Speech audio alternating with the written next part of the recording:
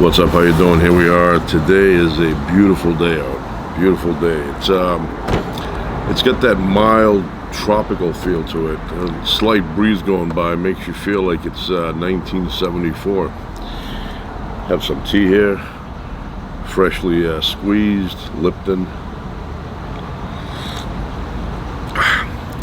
That's delicious. Delicious tea. I love Lipton. It's very good tea. A lot of people think you have to get exotic with teas, and I've tried, I don't know, dozens and dozens and dozens of brands of tea. Lipton. I always come back to Lipton. Very good flavor. They've mastered it. So, have a Frisbee here. We were playing with it the other day, but it's very heavy, and takes a lot of energy to keep throwing it back and forth, which is not a problem, but it doesn't glide the way it should. So it's 200 grams. It's called the Big Shot. Billy Joel gets royalties, and heavyweight, extra large Frisbee disc heavyweight. So that's what it looks like. So we played with that the other day. It was not riding the way I liked it to ride or fly. So I ended up getting a 75 gram. This is the standard size that I'm used to. And it's made by Duncan. I'm thinking it's the same people that make the yo-yo. Look at that.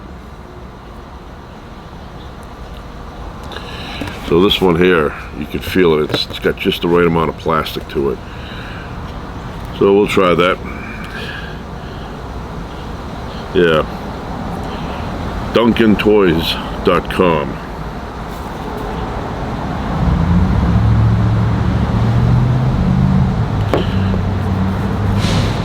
Wham-O. When I was a kid, Wham-O was the Frisbee maker that we used a lot.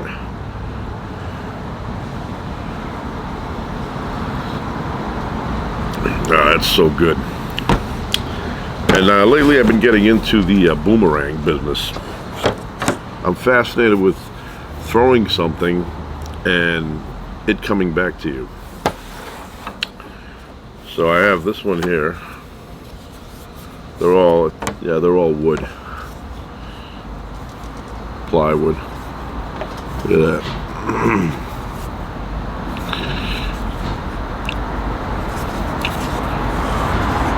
So, wind is blowing this way, you turn 45 degrees this way and you throw it this way, and then it'll pick up the air, and then eventually you'll see it turning and coming to your way. You're supposed to catch it like that. So that, I like this one. This one is really nice. Plywood, many layers. 1, 2, 3, 4, 5, 6, 7, 8, 9, 10 layers of thin plywood. And you basically throw it, straight. You don't have to, do any fancy thing. You snap it, and then you'll see this incredible turn. It's almost like it's got a motor on it. And then I have this. I have more inside, but then I have this one here. This one has like very low wind resistance, very slippery on the top. Shellacked it. So look at that. It's a nice looking boomerang here.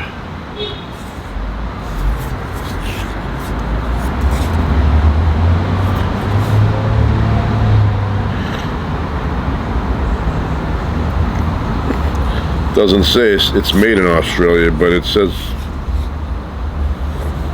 it's Australian, but it doesn't say where it's made.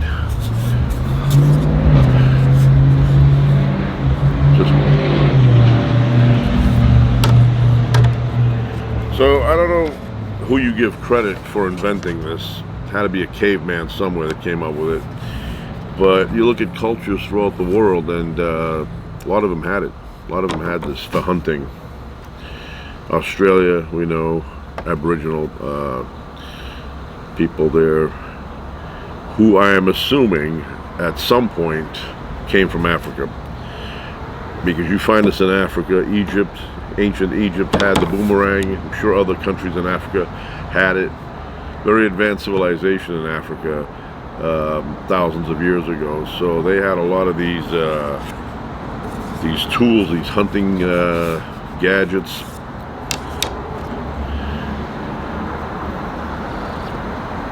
It's like the bow and arrow.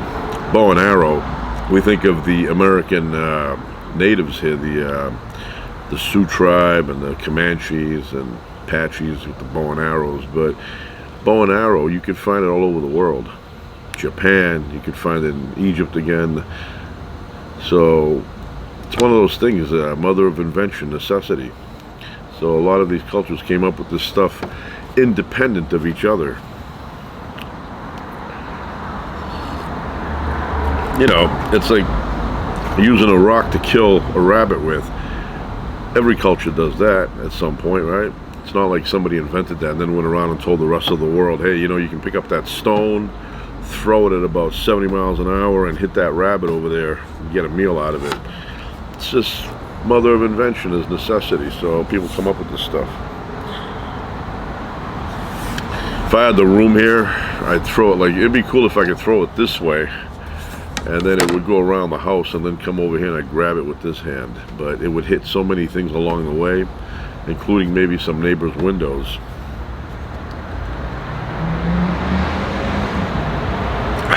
I always had a knot in my stomach when I would break a neighbor's window in the neighborhood when I was a kid. You know, you play stickball, baseball, kickball. Sometimes just throwing rocks would break a window. Rocks go out of control somewhere. I remember one time, this is way back, I was probably 9 years old, and I was at my friend's house.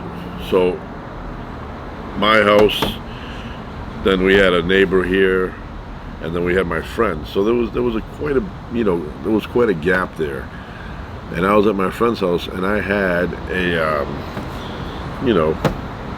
regular sized rock, nothing big, and I was throwing it from my neighbor, from the kid's house that I was playing with. It was passing over the next house, which was a neighbor of mine, and then my yard, and it would land in my yard. And I thought it was fascinating because I was very interested in flight trajectory back then. I still am right now. Anyway, so I'm doing this over and over. It's kind of the end of the day, and I'm getting ready to go home anyway, but I'm throwing the rocks, and they're flying over, and I'm seeing them kind of in slow motion, passing over one neighbor and then landing in my yard. And it's quite a distance if you think of backyards, you know, quarter acres. So anyway, at one point, I threw it really hard, and the rock kept going past 1 yard, past my house, and it went all the way to the other house, and it hit the window and shattered it. And then I heard, you know, the neighbor yelling my name, and I'm like, oh no, now we're in trouble. I could just imagine my father coming home. My father was the law in the house, so, you know, when he got angry, the wall shook. And I was thinking there's going to be an issue tonight. I go, that neighbor's going to call my house or something. So I went home. My father got home late that night, and I'm looking out my window in my room. I could see the broken window. It was shattered, big hole. And I remember the next day was a Sunday. So get up the next day. My mother that day went visiting somewhere. And so it was me and my father at home. My father was in the basement, and I was trying to figure out a way to get him to leave the house and then come back late at night. But how long can you do that for? You know, you can't do that for years. So the next, that right there, that beeping thing, that's a mama's boy. Mama's boy. I beep, but last resort. You know, last resort. I'd rather crash into you than beep. So anyway, I go down the basement. I said, hey, you want to take a walk somewhere? We go somewhere, you know. And he kind of found it unusual, but he goes, all right, we'll go somewhere. So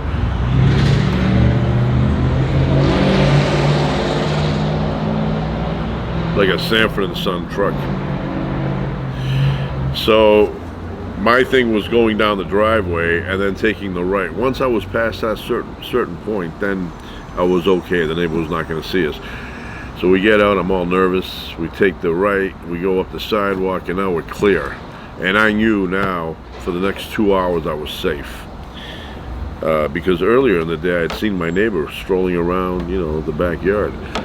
So we went up to the water tower, which was my hangout when I was a kid. And, you know, I knew all the trails, I knew all the backsides, so I was all set. So I go up there, we're walking around, and I'm explaining things in slow motion to take more time. Well, eventually you have to come home. You know, you can't camp out there. So we get home, it's getting a bit dark out, and I go upstairs, but my father decides he's gonna hang around the backyard, you know, picking things up, you know, things like that. And I'm like, this is not the right time for that. Because I knew if I got him in that night, then the next day my father would leave the house at 4:30 for work in the morning, right? And then he wouldn't get back till late. And so I had a little time.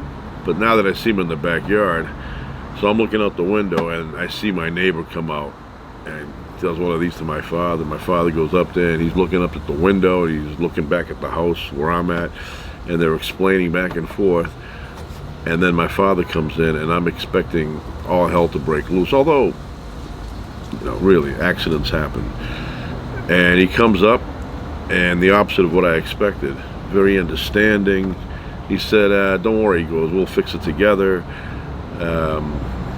And we did. We went up to this hardware store. My father bought a glass about that big, and he had that diamond thing that, I actually have one of those old-fashioned ones with the three teeth in the front and the round diamond thing.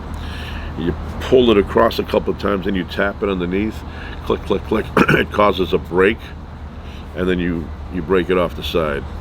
So we did that. We fixed the window. My father did 98% of the work. I watched, and then he put it back and everything was fine, and I did not get in trouble for that. I think my father thought about it. He said, well, you know what, when I was his age I did things like that, and you know, what am I gonna do now? Beat him with the rake? So that nothing happened. So anyway, and my neighbor never mentioned to me, hey, you broke my window. But anyway, in those days,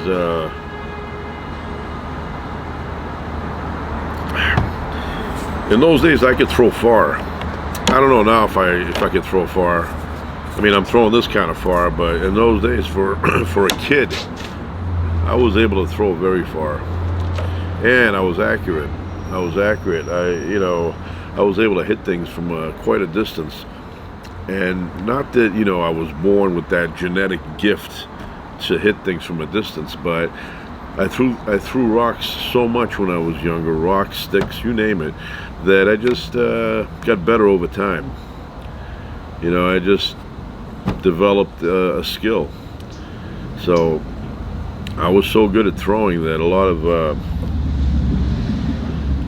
the kids in my neighborhood, they would encourage me to try out for baseball. You know, like Little League, things like that.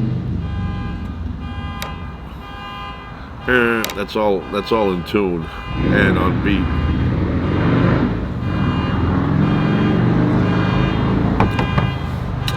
So anyway, yeah, kids in my neighborhood would say, you should try out for Little League. Because they would tell me, hey, you want to pitch? And I would pitch, and I was like right on target all the time. And I could throw far and I could throw fast. And I was also good at batting.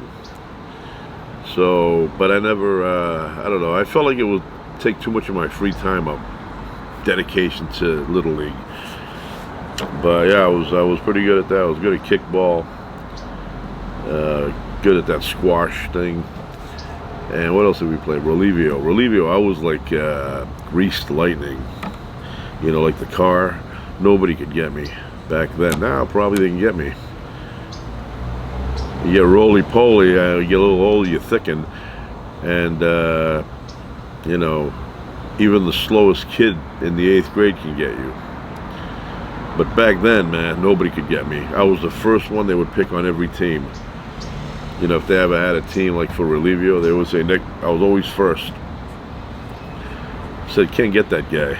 You know, and I was good at freeing people up. People don't know what Relivio is. Relivio was a game. We played that constantly at school. In the morning, there was this pipe for the sewer system that would come down from the building, and that was our goose, as they would call it, our safe haven. And they would send 2-3 kids to get me. They couldn't get me. You know, I was doing all the moves with the, you know, they try and grab me and my belly would pull in, so they would miss.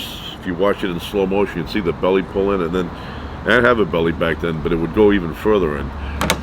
You know, and then nobody could get me. Even the fastest kid in the 4th grade, who was a big show-off, when I was in the 3rd grade, he couldn't get me. Couldn't get me. I could hear him swearing. So, like it was yesterday, too. It's very, the memory sticks around.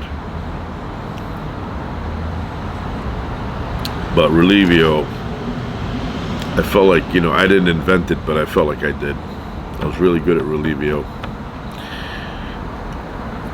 I know it was a popular game. Now nobody plays anything. Now they play with their fingers, hitting buttons or virtual buttons.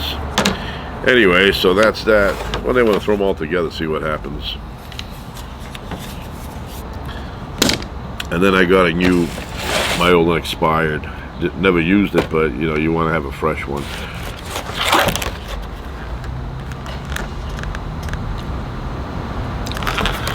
Bear spray. Bear spray, brand new. And had an experience with a bear many years ago.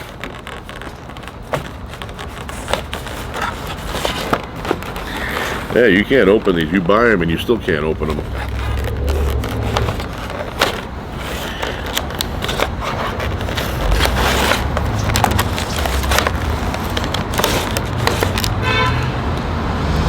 So,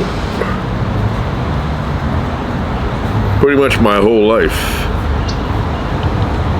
up until the time my kids were born, I would go hiking by myself most of the time. There's a lot of times I went hiking with a group of people, but most of the time I would go just me. And I would always think about, what about if a bear shows up, or one of those cougars, you know, those black cougars or panthers or whatever. What are you gonna do? You know, what are you gonna do? You know, so I would, you know, have that thought in my mind, like a bear showing up. And one time I carried a couple of rocks around, you know, and I said, because I saw an episode of The Waltons, and they had a situation with a bear one time. Olivia, the mother, was lost with I think a couple of the kids, and then what happened was a bear showed up, and they took 2 rocks and they hit them together. The noise scared the bear off. So I was doing that one time. I was over San Gabriel Mountains, walking around all day. I was thinking about bears. What am I going to do if a bear? I was by myself. I was deep in the woods. There was no one around. And nighttime was coming. Eventually a bear showed up on the trail I was on, and I saw him further up from me on the same trail, and the sun had gone down. It was that, you know, in between daylight and night, and in 10-15 minutes it was gonna be dark out. And I was sitting, I see the bear, and I stopped like a statue. I was just like, and the only thing I had on me was my camera. And the bear, it stopped, and then it took a few steps closer, and it stopped again. And then I'm looking around like, is there, I don't know, maybe like a long stick or something I can grab, or is there something? And nothing. It was like somebody went in there and cleaned it just for me to be in a situation. So the bear and me were looking at each other. I don't know how long it was, a minute. I had no food on me or whatever, and then it did something unexpected. He turned around and went back where he came from and left me alone. Because I was actually looking up and down. I go, am I going to run this way? And I heard, you don't run. They will chase you, and you'll be tired, and then they'll eat you even more. So time went by like it usually does, and I was hiking with a group of people now, and I told them, you know, I go, a couple of weeks ago, I had a bear encounter, and I told them the situation. I go, there was nothing around for me to grab, you know, for self-defense. And one of the guys said, well, you know, if you run downhill, a bear can't negotiate going downhill. And I said, is that true, or is that something you read in the Bazooka Joe thing? So he goes, no, that's true. He goes, if you run down, he goes, the bear, they can come after you, but they run slow down hills. So I said, oh, that's good to know, but I need to verify that. So anyway, one day I was watching a program on television, and they were talking about bears, different bears, black bears, brown bears, grizzly bears, Kodiaks, polar bears, all the bears. And they said a common myth, a common misconception is that if a bear is coming after you and you're near a hill, run downhill, because a bear can't run fast downhill. They said that's not accurate. A bear can run the same speed downhill, uphill, about 30 miles an hour. It'll get you. So don't try running, because they see that as, you know, food. They come get you. So anyway, luckily for me, it was a, what do you call them, black bears? The friendly kind. And one thing that impressed me more than anything was how clean the bear was. I know there was a river further down, but this bear looked like, well, a balsam shampoo rinsed and then repeated and then rinsed again. Very clean looking bear. So as I was leaving, which I had to go through the same path, I was all nervous about the bear maybe hiding or ambushing me or something. And there was this boyfriend girlfriend Asian couple there. And as I'm passing them, it was dark now, but I could see them getting closer to me. And I said to them, watch out. I go, there's a bear in here, and I ran into it a little while ago. And immediately they got a scared look on their face, especially the man part of the equation. He looked, I don't know, probably figured, you know what, if there is a bear, I'm the one that has to fight it. So they started walking at half the speed they were walking originally. And I got out of there. I came home, but before I got home, it was one of those off days. I got out of there a little bit late, and when you're trying to leave on that road, there's a portion of it that has a big gate that people live up there, and there's like 60, 70 locks that are all locked into each other from the residents of that area. But they lock that so that more people don't come in there at night to hike or whatever. And then I got there, and there's a sign that says, if you arrive here and the gate is closed, please wait for somebody to come and open it, or call the police. And they had a number, not a 911, like a regular number. So I call them up, and I say, yeah, you know, I'm stuck behind the gate here. And they said, well, we'll send a police officer. They do their inspection every hour or so. So there's going to be another one there in about 40 minutes, she said to me. I said, oh, 40 minutes. So anyway, I'm waiting. 10 minutes go by, 15. One of the people, resident that lived in the mountain area there, showed up on the other side and opened me up. And I came home with a story to tell. So anyway, that was my one and only bear encounter. And then after that, I was hiking down at the Santa Anita Loop with my daughter back then. Oh, she was like a year and a half. She was real little. And I was down there, and there's an area there where people gather around. So it was a lot of people down there. It was like probably like a couple hundred people with their kids in this area deep in the trail. And there's a waterfall down there, and so we're hanging out. And then there was this older guy. I started talking to him, and I told him the bear story because it was fresh back then, so I was telling it to him. And he says, oh, he goes, you know, I carry bear spray, he says to me. And he reaches into his bag and he pulls out a marine spray horn thing. And he goes, and I carry one of these. He goes, the noise usually is enough to scare them off. So I went and bought one of those, and I bought one of these. And ever since then, if I go on my own, I carry, you know, sometimes I don't even carry the bear spray, but I do bring the marine horn. Sometimes I forget both, but you know, those times the bear doesn't show up. But anyway, so I ended up getting a brand new one. Comes with its little bag.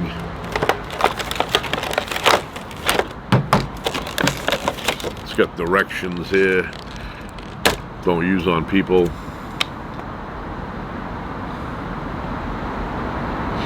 Yeah, it'll save your life. I mean, they got a picture of a guy in here got attacked, then ended up buying one of these things. This thing shoots 35 feet, so I could be here, I could hit the neighbor. There's a lot of product in here. 13.4 ounces. Keep out of reach of children. So, it says if this hits you, rinse your eyes 15 to 20 minutes straight with cold water. And then call a physician. I do both at the same time.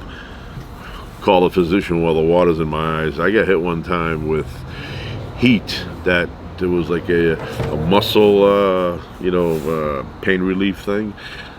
And my parents, nobody was home. I was little back then, and I was shaking the heat. The heat was a liquid. It was a liquid thing, and it had a little dipping thing with a cotton ball at the end. And then if you had like a sore muscle here, you would take it and put it here, and it would be intense heat. So as I was shaking it, I pulled out the top with the cotton ball, and it splattered into my eye, the heat. And I've never experienced that kind of pain in my eye before. And I started with the water, and then that wasn't helping as much. What I did find help was me running around in circles down the hall and around the other side of my house. The wind created by me running was keeping my eye cool. The second I would stop, it would heat up again. So eventually I got over it, but it was very painful. So anyway, I got this. This expires 12/20/28, so it's good for a while. Hopefully I never have to use it. So it's made in Montana. Exactly where you would expect this to be made. Montana, in Butte, where Evel Knievel is from, or was.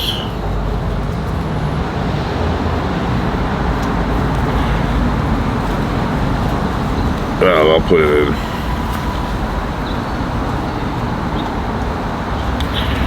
Very tight. So anyway, the other thing they told me like to carry with me is like a cowbell, because bears in this part of the country, they tend to avoid you if they hear you coming, so you don't want to startle them. So they told me to get like a little cowbell. I think of Christopher Walken when I think of that, but I ended up getting one. I got a little one, not a big one. And so I had a few times I'm walking, I could hear it, ching-a-ching, ching-a-ching, ching, start with the drums. But like I said, it was the one and only time that had happened to me.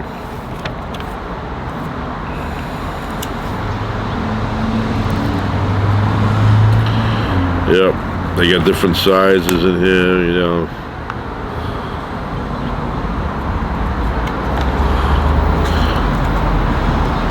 I remember seeing that movie with Leonardo DiCaprio, not Da Vinci, and they had that virtual, that computer-generated image of a bear attacking him. Looked so real. Imagine being attacked like that by a bear. What are you gonna do? Nothing. You're waiting to just die.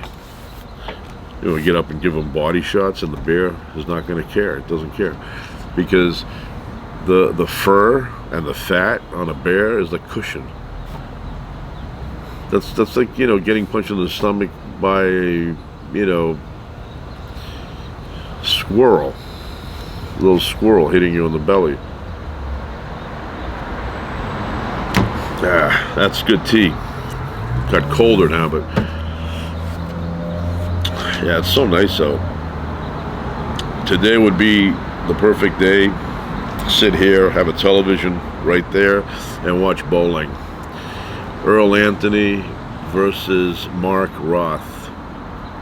That's what I used to do when I was a kid. Saturday, I know today's Friday, but Saturdays after cartoons I'd play. But then sometimes, you were home, you were just kicking back and flipping the channels, and I'd see the PBA. And I loved watching bowling, listening to the announcer. Everything was relaxed in bowling. There was no, like compared to boxing where they get all left hook. Bowling is like very very calm. You know, like the guy sipping General Foods International coffee, very relaxing. So I used to enjoy that, and the sound of the pins. It's like an old-fashioned toilet flushing. You know, that noise. Yeah, I enjoy the whole thing. I enjoy watching, playing it. Yeah, a little horn somewhere.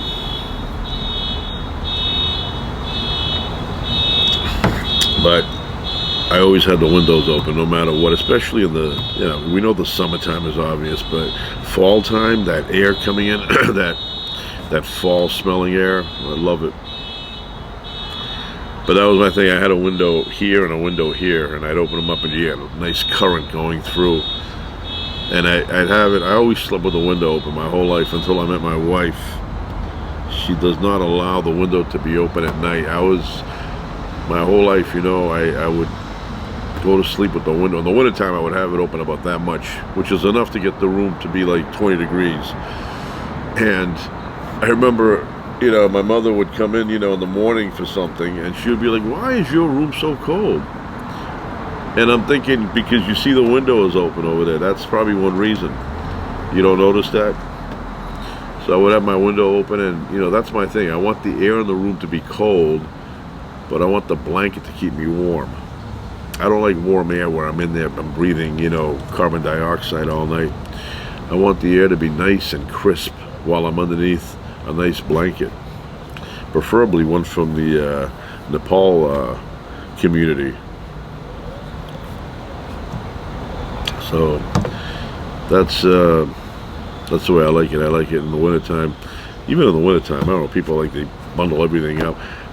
I will be warm underneath a nice blanket, right? And the window open, nice crisp air. And you know what my favorite was?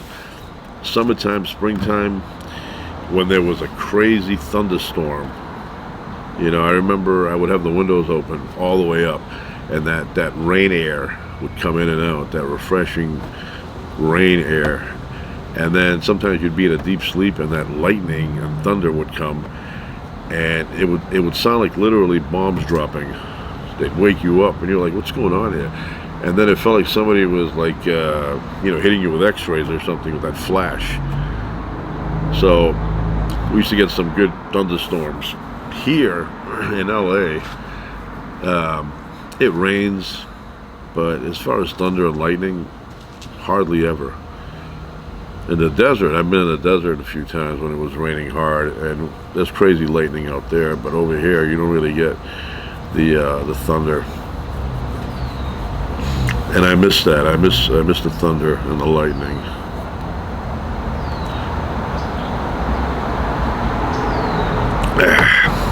Done.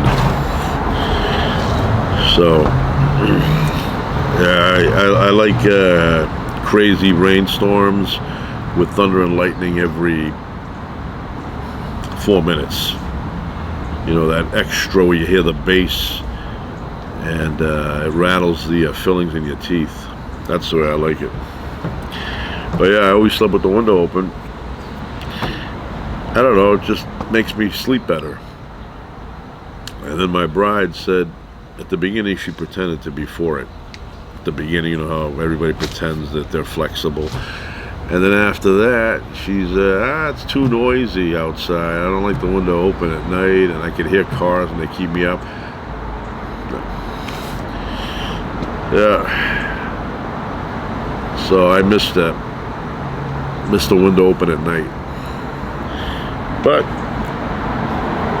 you adjust.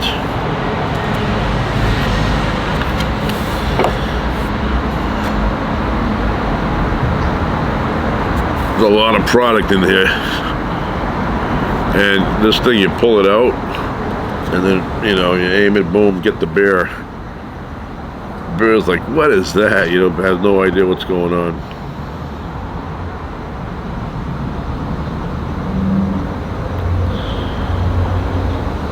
Even as an emergency number, if something happens to you, they have it here.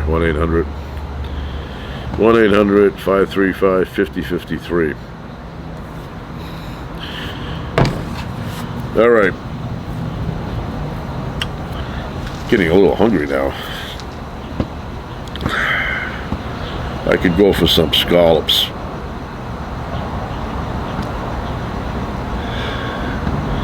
Yeah, that's what I feel like. I feel like getting that. Or maybe fried seahorse. Yep. So, I may be back later. Who knows? You never know. Ciao for now.